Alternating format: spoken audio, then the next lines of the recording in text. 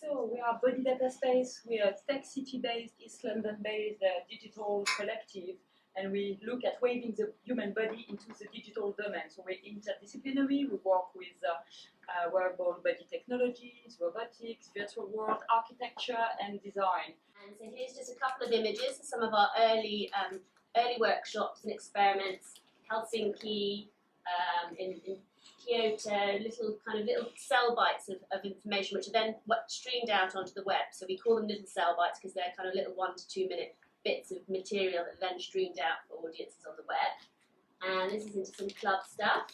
So again, linking up dancers at a distance into clubs. So into usually we have a telepresence zone, which is the kind of performance zone. We mark it out, and then that's into clubs. So there's kind of people dancing around, but we always mark out quite clearly the telepresence zone. And here's some stuff with bodies, so projections of bodies and dancers and skin onto bodies. So we've done quite a lot of these little creative labs bringing together artists from different disciplines. And again here, trying to get to this touch. How can we, between the physical and the virtual, linking up in remote spaces, start to think about contact and touch between these places, and make them more natural and more intuitive as we're doing it. And macro, micro, this is quite fun. So bodies and landscapes is big kind of scenography and settings, with then experiments with big eyes and big gestures in the background. One thing we've been working with architects and designers actually to design much more mobile pods. This was quite early on in 2000s actually. How can we get mobile pods designed for audience and public to come through and to start having these kind of real-time transmission areas and pods? So this was some designs we did. And to take telepresence real-time transmission zones out into much more kind of rural areas, so linking up, say, a place that's experiencing something like a flood, linking them up with something that's happening much further afield, and start to knowledge exchange between those places using this transmission. So this is one of our key projects at the moment, which is Robots and Avatar. So this is a project we started in 2009 with Nesta, so the National Endowment for Science, Technology and Arts in the UK that you may know, and it encompasses a series of debates, exhibition and learning experience. And this project is exploring how young people, young generation, will work and play and communicate in the future with robots and avatar colleagues. So we're exploring multi-identity, collaboration, representation, and so the last output of this project is the EU dimension. So we've been linking with a series of partners in Europe, in Romania and Slovenia, and the FACT and National Theatre in the UK, to deliver a touring exhibition in the UK and in Europe, with a focus of really young people, young generation, and community. And sorry.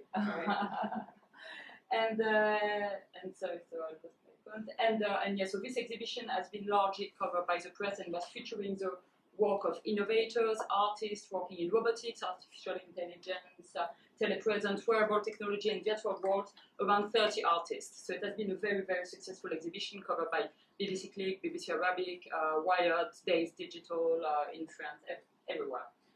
So yes, the key focus of Robots and Avatar about this exhibition are the learning experience. So for young people and young professionals from all backgrounds, and our learning experience has been delivered in the field of robotics, avatar virtual world, telepresence, virtual physical event production, and social media.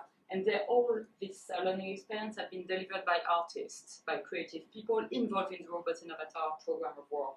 So here you can see different learning activities taking place in Tigla, in Maribor, in FACT as well, at FACT in Liverpool, with young generation and young professionals. This is also our performance avatar. She's Orla Ray, and actually she was designed by the collective, so she's been designed in a gaming world, but actually she performs live on stage with the dancers. So, and this was a piece called Dare We Do It Real Time, which was actually performed at Connecticut Art Fair in 2009. And this was a series of real-time links happening between the stage, happening between the creative technical team and the dancers on stage to enable this duet happening in performance between the performance team and the technology team. So you can see here Orla Ray on the stage with the dancers. And a dialogue was actually happening, and duetting was happening between the avatars and the performers, which was great. And then finally, we just wanted to talk a little bit to you today, and we've got a short movie to show to end our presentation, which is a new project that we're working on called Me and My Shadow, which Marie can tell you a little bit about. We'll play the movie. Yes, so that's a very special project, and actually Dakota invited us in the first place to talk about Me and My Shadow.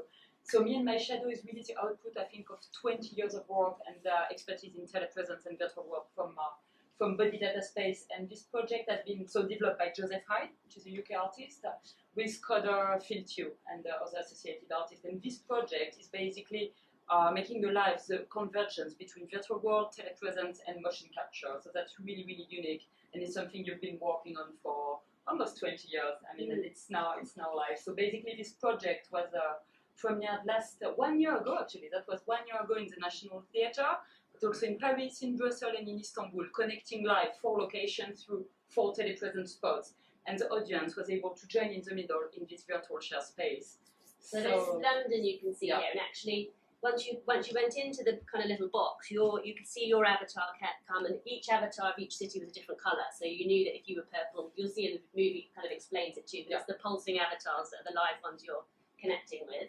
Very intuitive experience, very intuitive, immersive experience. So we're talking about completely wireless technology. You come in the box, you don't have any wire.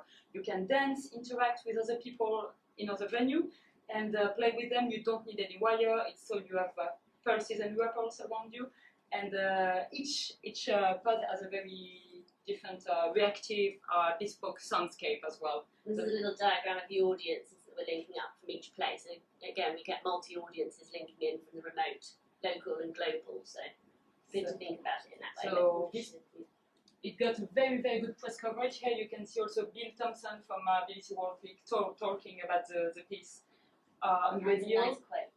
Yeah, I mean, basically, Bill was saying that sometimes you're in the real world, sometimes you're in the virtual world, and in Me and My Shadow, you cannot see the difference. So we're very much looking at this merging, this blurring between virtual and physical world. And these are some quotes from the audience. We had amazing feedback from the audience. I mean, this piece has been presenting for 2 weeks in National Theatre, and the feedback from the audience was just beautiful. And this is a little movie, and you will understand why it was successful.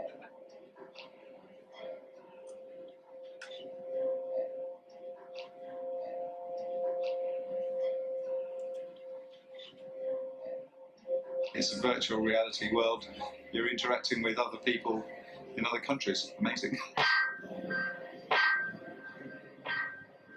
I met a few people from France which have orange characters. So you kind of like see a red person with a vapor trail and pulsing around them, and you know that that's the person over in Paris. And people with purple avatars are from London, which I had. It was quite surreal. It was like in a different world. It's really amazing, like in a dream sometimes. And people with green avatars were from Brussels, and people with blue avatars were from Istanbul. I find it amazing. It's quite relaxing and absolutely addictive. So you're really communicating with each other by just being in the same space and mimicking the moves with each other, and it's just really rewarding to feel like you're in this virtual space, but they're actually on the other side of the English Channel. For me, the great thing was the movement. Was to just play with movement and move the space around to see the moon and the stars. I actually met someone else from another, I think it was Paris. So they came right close, and I thought, yeah, that's a cool moment. Yeah, I was dancing with them, and I tried to copy them and see what they were doing.